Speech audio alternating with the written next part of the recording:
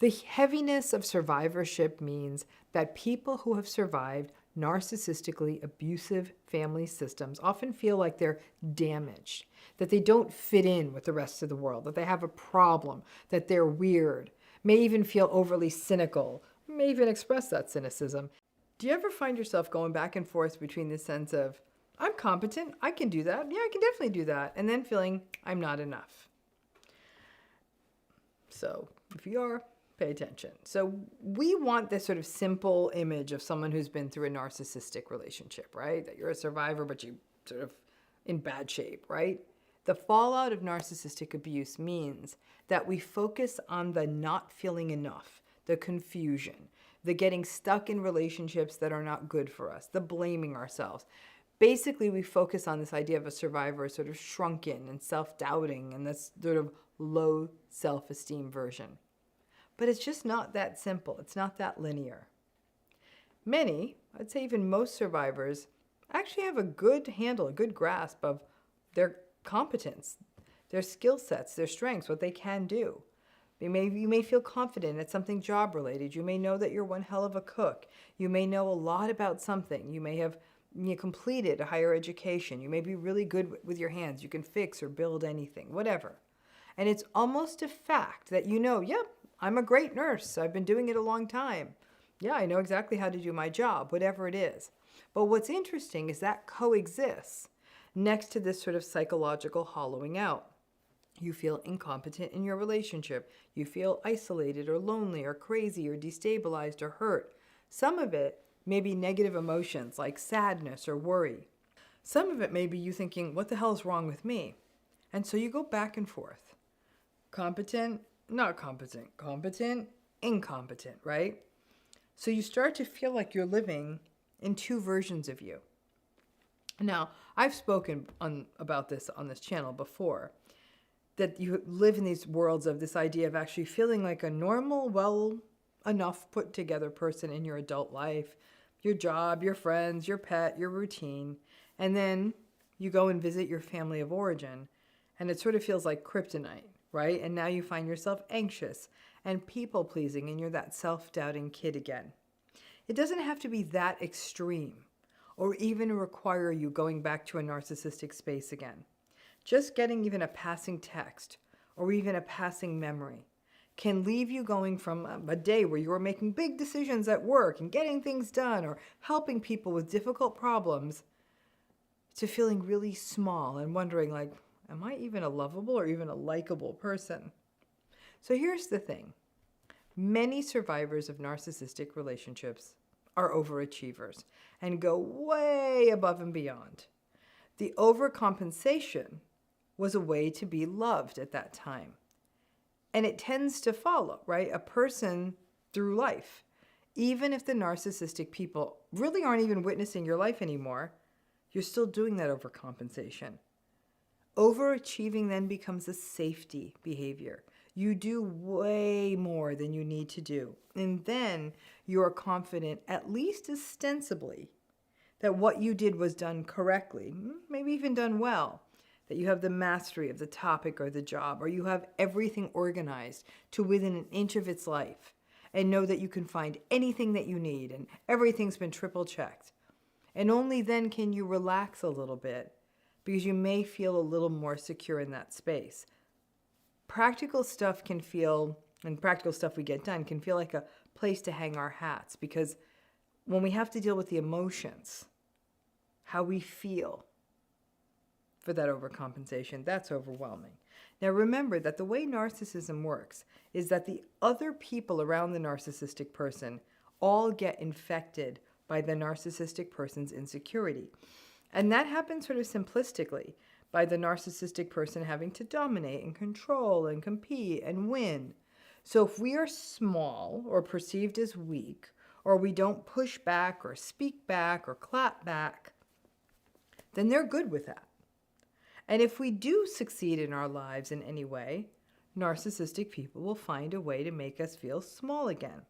They will make fun of us. They'll make fun of what we do. They'll trivialize it. They'll tell us that what we did was not that hard, that they did as much as us and more with no support, that they can get done more in one day than we do in a month, that it's easier now to do the things that we do, but they did it the real way.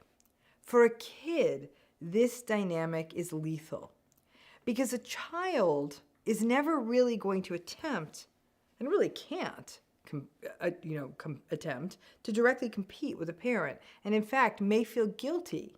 The child may feel guilty if they accomplish something, and the parent does insinuate some sense of competition, as though succeeding means that you can no longer fit into that family system, or alternately, that you have to succeed at almost inhuman levels, break world records, or become a child prodigy, or something way beyond the pale to even get noticed.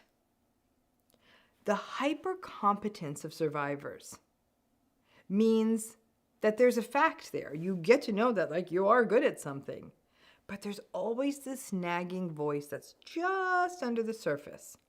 More days than not, you may even keep it at bay, but something may come along that again triggers that sense of not enough. A competitive colleague, an invalidating boss, a petty partner, a jealous friend, and that may be enough to let the insecure voices back in. And then, of course, there is how we talk to ourselves. It's not so simple that we're able to say, I'm good at this. I'm a good person. Of course, I'm not only good at this, I'm a good person. Nope, it's, oh, I know this won't go well, or I'm prepared if this doesn't go well, or even I know how to do this, but maybe I shouldn't try this. Now, for those of you who read my book, it's that damn purple dress moment, right? Why do we do that? Safety.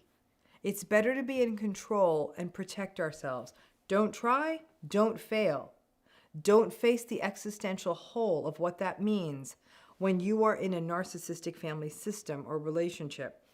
And then we don't try, and heaven forbid we succeed, because then we would invite the wrath or the rejection of the narcissistic person because now we're better than them. It sounds like us putting ourselves down when we're like, oh, maybe I shouldn't do this, or maybe I can't do this. But really, it's us exerting some safety. And part of healing is to hear that voice that tries to stop us and talk it down. Say, thanks, voice. I know you want to keep me safe, but it will be okay. Sabrina Zohar and I recently had a conversation, and she said, once you face the biggest fear of any of these relationships, for example, going no contact, and nothing really terrible happens, and it's fine and life keeps going, it starts unfolding from there. Our nervous systems hold our child selves and fears that we needed to keep safe. Our adult selves, though, are now in the house, right? And they can do that for us. We will be fine without the narcissistic person and without these protective voices that criticize us. And we can instead say, I got this. Our 8-year-old selves couldn't do it, but our 38, 48, and 58-year-old selves can. It can all feel a bit dissociated, right? To feel self-possessed of your competent self, but also struggle with that sense of, I can't do this. What's wrong with me? Maybe it's my fault. I'm not enough. I'm not lovable. That self. That self often comes out at times of stress and situations that are reminders or realities, like the narcissistic person getting up in our face, that set us back. So we do possess two worlds, at least two worlds and two selves. But one thing we know is integration of all of ourselves is always healthiest. So let that competent self step in and have the back of your more self-doubting self, and let that competent self run the show at those times. It isn't easy, and it can often take a while to get to a place that feels more stable and safe and validated and seen. That may mean trauma-informed therapy, techniques that you might do, breathing or anything like that to engage in to ground yourselves, validating voices in our lives, and most likely a combination of all of the above.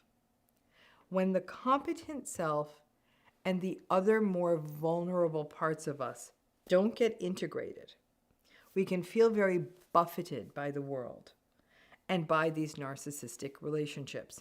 So bring them together. Let the competent self feel and let it be with emotion. Let that vulnerable self be cared for by you that is competent and badass. And while it sucks that we have gone through these narcissistic relationships, I am pretty sure that you are very good at whatever it is that you are very good at, because it was your only way to feel safe. You don't have to overdo it. You don't have to overachieve. And for the vast majority of survivors, your B game is more than enough. So bring those pieces together. Let's talk a little bit about the luxury of being carefree. When we think about narcissism, we often hear the term careless because of the insensitivity of narcissistic relationships and people. The way they use impulsive throwaway language, the things that are done and said by the narcissistic person without thinking. It's careless, right? This is something different. I was thinking about something else recently, about people it's not fair for me to sit here and say they don't have a care in the world, and they have sort of all the regular cares. Maybe these are people, though, maybe there's people out there who have enough money to pay the bills, who may not in their lifetime have experienced significant sort of capital T trauma, such as an assault or their house burned down or they were victims of a crime. These are people who feel safe in the world, whose lives are relatively predictable, who might have come from safe families of origin where their parental marriage was healthy and sound and there was no childhood trauma or adversity, where they feel seen or felt seen as in childhood, and the family system may still be close-knit. And if there were losses or illness in the family, at those times the family would just draw close. These are people who feel safe, who believe the world is a relatively safe place, and have a pretty well-developed sense of self. There's a lightness about folks like this who maybe even very lovely people, but there's a lightness, and I mean like lightness, right, versus a heaviness. Obviously, as life goes on, no matter how charmed or safe or healthy your life is, with time served in our lives, more things happen. As we get older, people get sick, people die, but they experience it as sort of the regular order of things and not tragedies that are thrown in life too early. Now, this term carefree is often applied to younger people. They're a teenager or a college student. They're carefree. They're not thinking about mortgages or bills or career responsibilities. Or a younger person who may opt to go backpacking or travel the world. We may think of them as carefree. But I think that this idea, this larger concept of carefree, is not just about youth. This term really is about psychological safety. Because even if a survivor of a narcissistic family system had money and a place to live, they're never carefree. I know, I've worked with folks like this. They don't feel carefree. Even if they get to go on a backpacking trip around Europe or just have fun with friends, they're not carefree. That's something that a narcissistic relationship steals from people. That sort of sense of lightness, of being carefree, even when they're very young. Again, this term carefree is somewhat misleading. Obviously, nobody is truly carefree. Everyone has some worries, even if it's just an algebra exam. But you know what I'm getting at with this term. When I meet these so-called carefree people, they're lighter. They feel lighter. They're often a bit more optimistic. They're confident that things are going to get done, that things are going to work out. They tend not to be overly apologetic. That's not to say at all that they're entitled, but they're comfortable with taking up their space in the world. They don't apologize for sneezing or for being sad or needing to talk to you or for needing a glass of water.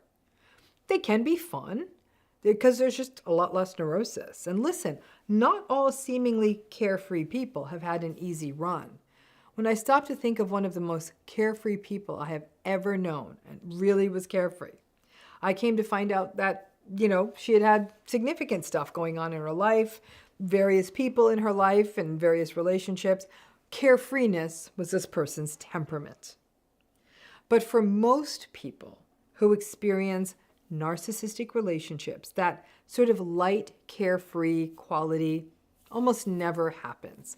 I'm going to put myself there. When I think of myself, I sort of shudder when I think about throughout my life how heavy I have come off at events that were supposed to kind of be light and chill, like weddings or baby showers or at a social gathering in a bar or a restaurant. I'd have these heavy opinions or observations or things to say, as though people doing something, just toasting a happy couple or tittering over baby booties, was some sort of affront to me.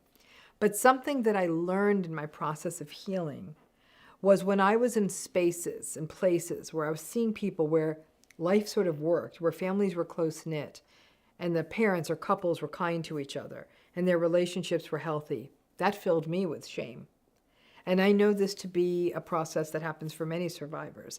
And that sense of shame would overwhelm me. And it was almost like I wanted to infuse my heaviness into the situation. Like, don't you see, it's not always like this, right? I've done a lot of work on this. And it all feels easier now, and I'm always with tears in my eyes toasting the happy couple. But carefree, never. The heaviness of survivorship means that people who have survived narcissistically abusive family systems often feel like they're damaged, that they don't fit in with the rest of the world, that they have a problem, that they're weird, may even feel overly cynical, may even express that cynicism, and may find, as I said, some social groups unsettling, like visiting a happy family. There's a sense of never quite fitting in. And since we know that in order for us to heal, that requires other people in our world, finding those communities who see us and get us can feel challenging. For many survivors of narcissistic family systems, from an early age, there are unreasonable expectations. For example, the child is expected to, in some ways, parent the parents, make the household run, appease or soothe the parent when they're having a bad day, for taking care of siblings, and for always being vigilant so the system would keep running, of having to prepare yourself just to go on a family dinner or family outing, or even just going home and not knowing if it was going to be chaos or kind of normal. And all of that vigilance and fear and not having safe spaces to talk about it means that you don't feel carefree ever, but instead you feel like you're weighed down with cares from a very early age, developmentally inappropriately so, and you carry those burdens into adulthood and for a lifetime. Also, when you come from a narcissistic family system, oftentimes you are still stuck in the role of always having to keep a vigilant eye on things, serving as a caregiver for aging parents, managing never-ending family conflicts, and being locked in the toxic vortex of the family group chat. All of you people with a fixer, I'm going to say it again. All of you who were fixers as kids, carefree was a faraway fantasy place. All that fixing you did as a kid becomes heavier for you as an adult. Or if your family of origin doesn't run well and that's always on your mind, the challenging part of duty and obligation and guilt and empathy is that you may find yourself taking responsibility for a fractured family system for a long time. The narcissistic parent was never going to help the other parent if they got sick. If the narcissistic parent gets sick, the other parent may be too frail or old or really embittered to take care of them. And the triangulation and the messiness of the family system can mean that family members do not come together cooperatively in a crisis, but rather everyone is sort of playing a game of hot potato. Who can we foist the responsibility on instead of having to take it on ourselves? A narcissistic sibling, for example, may already be eyeing the family jewels, but have no interest in participating in the caregiving of these family members. And so you may, throughout adulthood, and certainly as you get older, be trying to manage the impossible situation of an aging, manipulative family mess.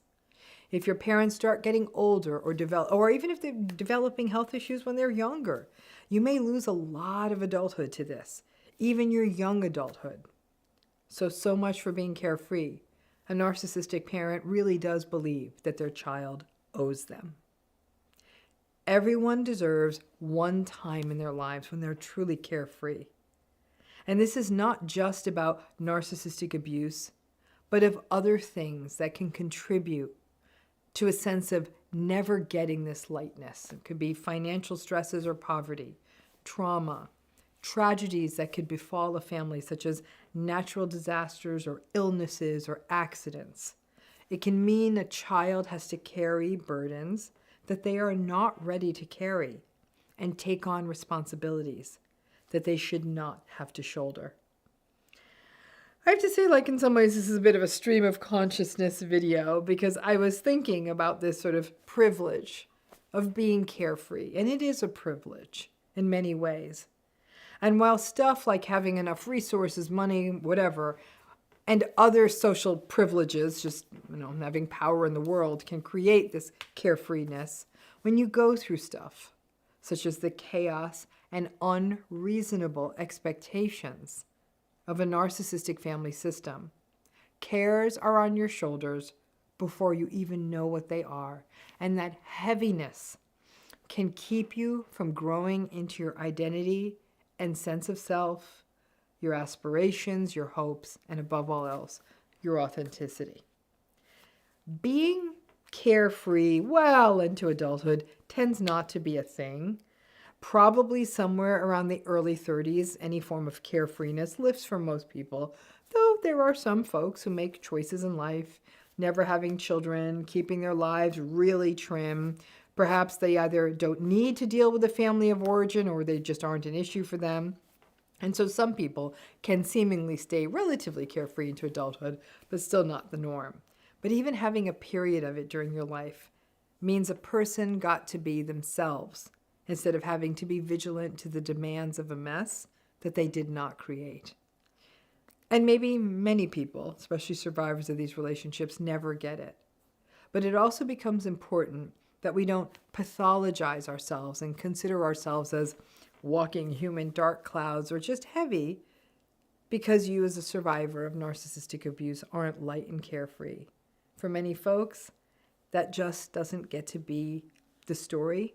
But you may find as healing happens that you might find for an entire afternoon you did laugh and stay present and stay in the moment and didn't think about all the dark clouds on the horizon at home or waiting with your family of origin. And so maybe it's not carefree days, weeks, and months and years, but rather carefree minutes and hours. And we can knit those into something that feels a lot more balanced, healthy, and for a moment, light and airy. Now, someone actually in my healing program asked me about this. And so I thought this question was important enough to take to everybody. Now, apparently this person had watched a video on some social media platform in which the prevailing theme of their video was that if a person is a people pleaser, that they are in essence being manipulative. That a person who capitulates or gives in a relationship just to please the other person isn't being honest, or isn't taking the fight in the relationship. And that because of this, the blame, not that there should be blame, but the blame of the relationship and the problems lie squarely on the shoulders of the person who is not willing to get into it, into a fight, into a conflict with the other person. And that in fact, the person who is the pleaser, who appeases, that person is the reason the relationship lacks depth and intimacy. And let's keep going. That person went on to say, a person is selfish if they're a people pleaser and will not entrust themselves to another person. So let's just file this under wrong, wrong, wrong. And obviously, this perspective of this, whoever made this damn video, was not of understanding of a person who's in an emotionally or psychologically abusive relationship. Because if this advice was followed in a narcissistic relationship, then a person would end up in constant verbal abuse, constant conflict, and gaslighted in perpetuity. In almost all cases, people-pleasing has its origin in a safety seeking. A person, for example, who originated from a family environment in which people-pleasing was likely a way to seek out attachment. And this is often a role for children in toxic families, that they give in, they subjugate their own needs just to make sure that that parent will stick around. So it would stand to reason that this behavior would duplicate in adulthood, especially if the person that they're in a relationship with evokes similar dynamics to early family dynamics. The pleasing was a way to create attachment and to avoid abuse, and so there's no reason that wouldn't play out in adulthood. So the person who put out this social media video may have had the intention of only focusing on people who are not in narcissistic relationships, and on people who just give in on everything in a relationship with a person who's not invalidating them. And as a result, the other person in the relationship may believe that the relationship lacks depth. So it's sort of like in a relationship of healthy people, it's the equivalent of a nice person in a relationship asking the other person, where do you want to go to dinner? And the other person always responds, wherever you want to go to dinner. Okay, that's not very interesting. But even that, I don't consider that manipulative. That a person who may have been negated so often that they're not able to develop a sense of self, who may not feel safe exerting themselves in a relationship, who may have an attachment style, for example, an anxious attachment in which abandonment looms as a fear, maybe they don't pick the restaurant because of that fear. I don't know that that's manipulative.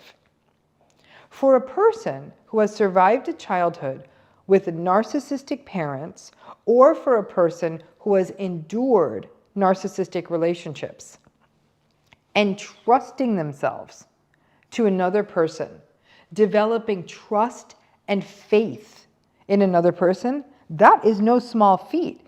It's a leap of faith like no other. So trusting that another person will not psychologically harm you, that's a trust that often needs to be cultivated over a long period of time. And it sure as hell is not going to be helped if the other person, in fact, is also conflictual. So people-pleasing, capitulation, appeasing, giving in, call it whatever you want. It really represents a manipulation. More often than not, it represents issues around attachment, a past history of difficult relationships, genuine fear, a painful or even traumatic history related to conflict. But when the mental health gurus of the social media cyber world weigh in without sufficient circumspection, these kinds of pronouncements that people pleasers are manipulative can hit hard for people who know that they're giving in or appeasing or simply are people pleasers, or they're trying to win another person over because that was their path to safety, because they're afraid of a partner or of conflict, because this is what they learned from a very early age, because people are afraid of being abandoned. And especially if they have an anxious attachment or are with a parent, I should say with a partner, who may not leave them feeling safe. Because that's the other side of the equation. Even people who have histories of narcissistic relationships, who have been harmed in relationships emotionally, who have anxious attachments, they have the capacity for conflict, to get into arguments. And they have the capacity for deep engagement in relationships in which they feel safe. That's the other side, and we often don't account for that. This person who asked me this question was clearly reflecting on a video that didn't account for the behavior of the other person in the relationship. It was only sort of setting out to paint the pleaser as a ridiculous person. Relationships consist of two people, and people have to hold responsibilities in that relationship. You can't expect a person to have a fight just because you want to have a fight. Then you have to throw in lots of other stuff, most pointedly, gender. Women in many cultures are indoctrinated into being appeasing. And to not be a pleaser or an appeaser means that you're going to be criticized by your family or the culture at large. That's a lot to push back against. The punishments for a girl who did push back could be quite swift in those cultures. Or a girl may simply have been portrayed as being less than in some way for not just always giving in. Hear something enough, and you believe it is the only path forward. Are those girls and women being manipulative? I don't think so. And then when you throw in any other factors which result in a person having less power in a situation, people in those situations often have to appease and people please a lot to avoid being fired, to avoid being in danger, to avoid cruelty, Trying to avoid harm doesn't sound like manipulation. It sounds like survival. So please ignore videos like that, which are focused on judging a person who may have a tendency to please in a relationship. It's much more complicated, and context is everything when we are trying to understand complicated relational dynamics. For some reason, there's some sort of internet assumption that everyone is in some form of balanced relationship. And I guess this YouTube channel really does take on the asymmetry, the imbalance of the narcissistic relationship. But folks in these relationships will often look to other places for guidance. And when they hear something like people-pleasing, which may have been ingrained from an early age, which may have been how they survived their family system, and which may be the only way to keep the trains running on time in their relationship, to then turn around and hear in some 60-second video that that means they're manipulative, it's not the case. So, them's my truth. Be curious to hear your thoughts.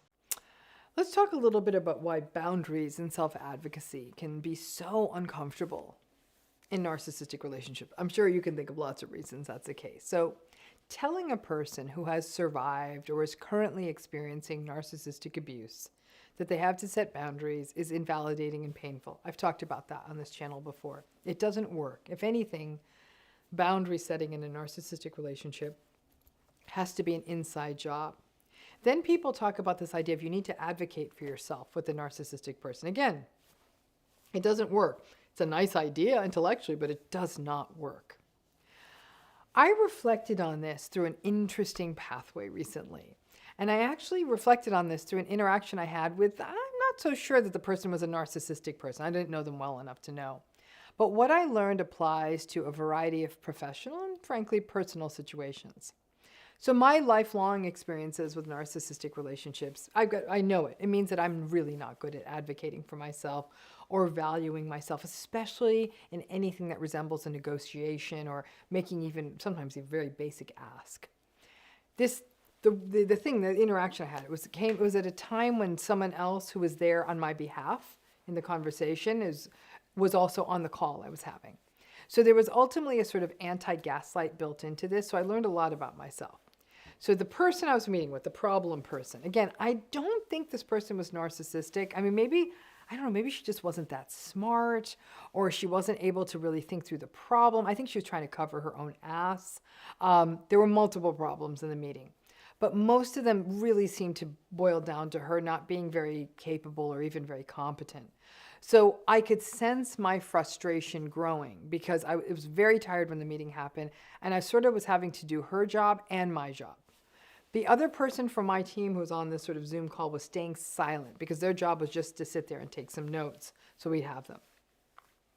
Then the discussion with this sort of not very competent person became about money and compensation, and the amount of money that was being offered ended up being so low that was actually an insult, right? And something in me, I don't know what it was, but something in me, maybe I got primed and pissed off because I was having to do her job, but I looked at her and it was like a demon came over me. And I literally looked at her. I'm going to try to make the face here. I literally looked at her and said, "You actually think what you're saying is acceptable." By the way, I was not proud of that. Rhetorical responses like that are not the correct approach. If I was really going to stick the landing, I would have simply said to her, "That's not acceptable." But my little rhetorical pushback, at least it was pushback. It was a little bit of self-advocacy. It was still progress for me. And then not very capable woman looked at me and said, "What? Is there a problem with that?" And she said, "Well, we could go a little higher." And the next amount, she started so low that the next amount she offered me was also insulting. Again, when you start that low, it takes a while to get above the threshold of not insulting. So again, I was sort of struck by how stupidly and gracelessly I advocated for myself. I'm not good at this because my anger took over. And again, I did the wrong thing and I hit back with a mildly passive-aggressive question. And I said, I don't think it was a question, it was a statement. I said to her, like, "I'm hearing that you're okay with this amount that you're offering." And then I said a couple other things. I was making the point with this woman that without my participation, there wouldn't be this event. And I got to tell you again, I'm owning it. I wasn't behaving in a manner that was optimal. Her company, though, was going to make a lot of money, and she just wanted to give me like literally micro pennies on the dollar. I then said, why don't you go back to your company or perhaps your boss, and why don't you come back with a better number? Because we're done. And when you come back with something that works, then we can proceed. Until then, I'm not giving you anything, and I'm not going to meet your deadlines. Like, I was really like on the bitch highway that day. Now, as I said that, she looked like an angry Girl Scout leader, sort of shocked and surprised that this happened and that I was refusing to clean up the campsite. When I got off the call, I felt sick and thought, who the hell did I think I was asking for more money? But really, the money she was offering was a joke. It would have felt more honest to do it for free. To do it for that little amount of money almost felt like debasement. But interestingly, the person on my team who was taking the notes reached out to me right after I got off that Zoom. That person who's witnessing, she said, wow, well done. It's finally time you're seeing your value. That woman was awful. How dare she? I was like, oh, that almost immediately brought down my physiological response of feeling sick. And what replaced it was straight up anger. And I got to tell you, that felt cleaner. Instead of wondering if I did the wrong thing, being angry at myself, I was actually angry at her conduct. And that was where the anger belonged. It took that useful emotion, anger, that was originally focused on me, cleaned it up, and put it on the situation and how this company was handling this. But this whole thing left me musing about how this self-advocacy boundary thing feels for survivors. Again, I don't think this woman who was trying to humiliatingly lowball me was narcissistic. Again, I just felt like she wasn't very smart, and she was a major cover-your-ass person. Perhaps she was a little entitled, maybe even a little anxious and tightly wound. But either way, the very act of this part of me that finally said enough of this woman and her group fleecing me, and me experiencing it as you aren't worth it from them, I went into fight mode. It was messy. I definitely was not as graceful as I wanted to be, but ultimately, for probably one of the first times, I fought for myself, and I didn't back down. However, the entire process left me feeling sick and tired and bad, as though I was the one who was being demanding and ungrateful. Those voices in our head, they're not fans of our advocacy, and they often don't let go. So other than adrenaline junkies and people like that, most of us do not do things that leave us feeling physiologically uncomfortable unless we absolutely have to. And least of all, doing things that leave us feeling psychologically uncomfortable. We slide back into what feels right. And for most of us who are survivors, that means don't make noise, don't take up space, don't ask for what we need or frankly what we deserve. And we learn to not want or ask anything. So it may simply be the experience of being pushed to a limit. In my case, that was because of fatigue, a bad month, and that this woman's ineptitude was basically a trigger for me. And there was also that sense of being taken advantage of, which was also hitting me in an angry place. That was definitely a trigger for me. But upon leaving that call was that sensation of, oh, this company's going to be mad at me and they're never going to want to consult with me again. Healing means that there's a parallel voice that is slowly evolving, which was, okay, then they're mad at me. I advocated for myself. There's nothing to be angry about, and it just may mean that I do less badly paid work for them. The point of me sharing this story is that we often give tidy little feedback to survivors of these relationships like set boundaries, advocate for yourself, know your value. But we rarely reflect on the idea that our bodies fight us on this. And that becomes a sort of loss of incentive to do this. I can either feel like shit now or I can feel like shit later when I regret not having taken a stand in that meeting. Perhaps healing is acknowledging that kind of both paths suck. And while one may initially seem harder, because we may be afraid of the catastrophic fallout of taking a stand and it feels physiologically awful, the old parts of ourselves, those are the old parts of ourselves that were designed to keep us safe when we were with a narcissistic or an antagonistic person, right? But it is ultimately a payout but it's why I struggle with giving the boundaries self-advocacy advice. The blockages to doing that are so physically uncomfortable that then people feel shamed or like they have failed at healing or will never heal because they don't just sort of step up and magically start setting boundaries and fight for themselves. It's almost physically, it feels impossible to start. So who knows? Maybe for me, by sheer coincidence and happenstance, having that other team member there is what kept me accountable and honest to not completely giving in. Or maybe there was just a comfort knowing that there was someone on my team in the presence of that meeting. It's like having one friendly face in a sea of enablers and narcissistic people. Maybe I was just burned out from having had a tough month and year. Maybe because I'd had some uncomfortable dealings with this person in the past. I'd had it. But when I finally faced her down, my heart was beating faster. I felt that uncomfortable sensation that like my heart was in my throat. I had a heaviness in my chest. When advocating for yourself feels like you're having a heart attack, it definitely takes the odds of it happening away. We have to almost have hit a point of exhaustion in other areas of our life sometimes to finally fight back. It's more of a, I got nothing left to lose here. But maybe that bottom is what it takes to finally learn some of these skills that are absolutely integral to healing. Needless to say, I haven't heard back from this woman yet. But that moment of doing what felt uncomfortable now means that in some ways that the hard part is over, because now I'm pissed and I am not budging. So in essence, setting boundaries after having gone through a lifetime of narcissistic relationships, I guess it really means having some willingness to feel sick, to stick your hand in the proverbial fire, and to start to develop a brand new muscle, or perhaps bring a muscle back that you once have. And having a friendly face in the crowd actually really matters. So I'm going to file this one in the win column for me.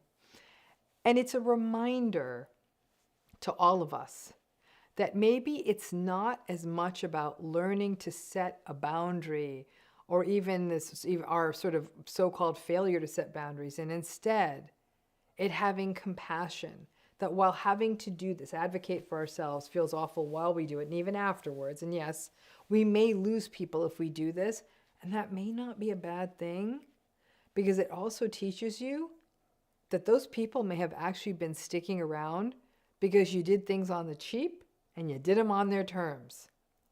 So find your supports, and even if they can't be there when you do it or in that meeting, talk to them soon after and recognize that there are elements of you that do know what you're worth and what you need and what you deserve and all of it. But those old sensations make it feel like the world will end or something bad will happen if you do it. It won't. But be nice to those sensations because they exist and existed and continue to exist to protect you. And then go fight the fight. You may throw up later, but then I promise you that you will feel better. We'll see what happens. Thanks again.